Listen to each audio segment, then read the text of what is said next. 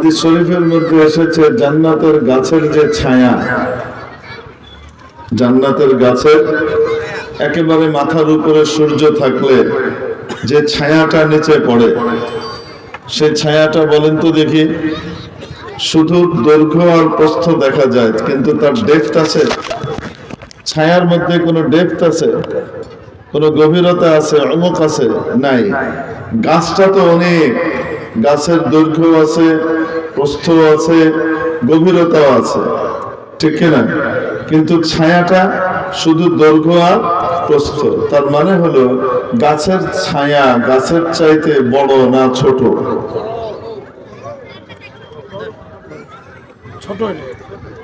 আগেই বলেছে, সূর্য যদি মাথার উপরে থাকে, মাথার উপরে থাকা অবস্থায় সূর্যের পুরা কিরণ যদি বরাবর পড়ে, তো নিচে যে ছায়াটা পড়ে সেটা কি বড় না ছোট?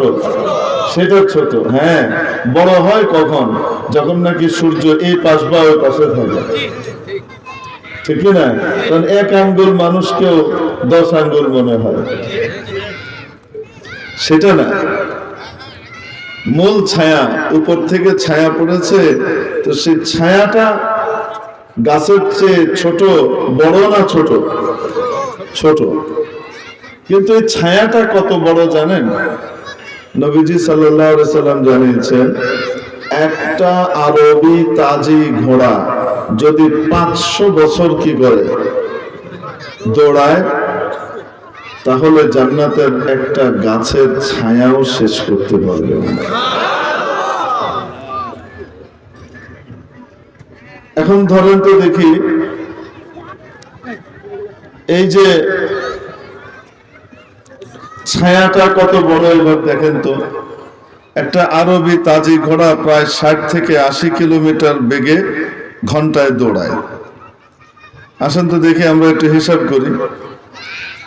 ক্যালকুলেটর আছে না? প্রত্যেকেই খুলেন। হ্যাঁ, এটা দিয়ে তো অনেক উল্টোপাল্টা কাজ হয়, এটা দিয়ে ভালো কাজ হোক কিছু। জান্নাতের ছায়ার একটু হিসাব করি, তাই না?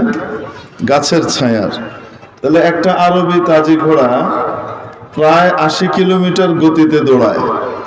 আমরা যদি 60 কিলোমিটার ধরি, তাহলে আসেন তো দেখি, সে 1 ঘন্টায় কতটুকু দৌড়ায়? 60 কিলোমিটার, তাই না? একদিনে কয় ঘন্টা? 24 ঘন্টা। আর 1 বছরে কয় ঘন্টা? কয় দিন? 365 দিন। এবার আবার গুণ দেন 365 দিয়ে, তো কত হলো? 5,25,600 কিলোমিটার, তাই না?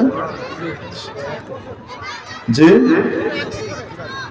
এটা শুধু 1 বছরে। এবার এটাকে আপনি কিলোমিটার থেকে মাইলে নিয়ে আসেন।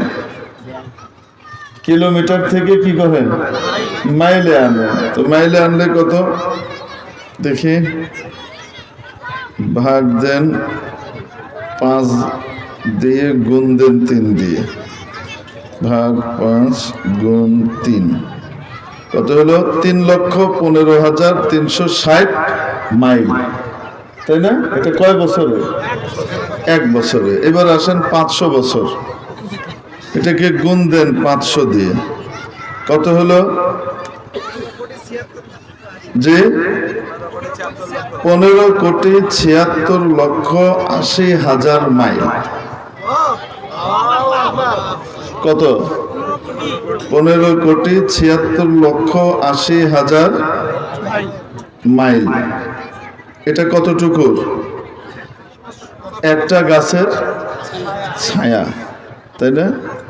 এবার আসেন, এই ছায়াটা যে মাইল হলো, পৃথিবীর ব্যাস কত বলেন তো আমাদের এই পৃথিবীর? যে 25,000 মাইল। আসেন দেখি, এটাকে ভাগ দেই 25,000 দিয়ে, তো 6,307.2 মানে 0.20, 6,307টা পৃথিবী লাগবে জান্নাতের একটা গাছের ছায়ার জায়গা দিতে। এরকম একবার সুবহানাল্লাহ বললাম, এরকম একটা গাছ লেগে গেল, চারটেখানি কথা। তো সুবহানাল্লাহ বলতে এত কষ্ট লাগে কেন? এই যে বলেছেন লেগে গেছে, এই আবার বললেন আবার লেগে গেছে।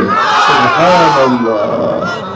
হযরত ইব্রাহিম আলাইহিস সালাম বলে দিলেন, হে প্রিয় মুহাম্মদ, যাও আমার তোমার উম্মতকে আমার পক্ষ থেকে সালাম বলে দিও, আর বলে জান্নাত একটি খালি জায়গা, সেই খালি জায়গা কিন্তু জমিন বড় উর্বর, সেখানকার গাছ হলো আল্লাহ পাকের জিকির সমূহ।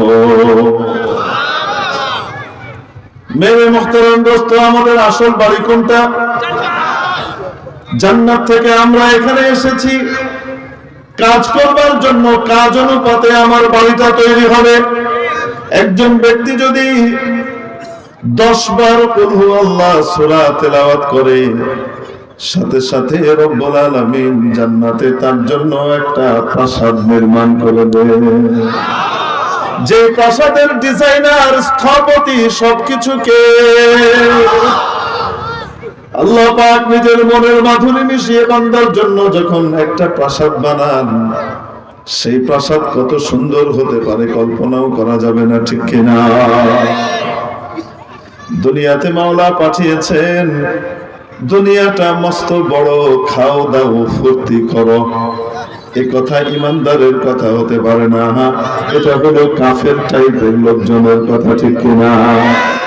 কারণ নবীজি বলেন, নবীজি ইরশাদ করেন, বলবো নাকি? এই দুনিয়াটা সিজনুন লিল মুমিন, আদ-দুনিয়া সিজনুন লিল মুমিন ওয়া জান্নাতুন লিল কাফির। দুনিয়া ইমানদারের জন্য একটি কারাগারের মতো, এবং কাফিরের জন্য জান্নাতের মতো। জান্নাতে কোনো বিধি নিষেধ নাই, যা মন চায় তাই করতে পারে। কাফেরও দুনিয়াতে আসার পর মনে করে আমাকে আটকানোর কে আছে, আমি স্বাধীন দেশের স্বাধীন নাগরিক, আমাকে আবার বলার কে আছে।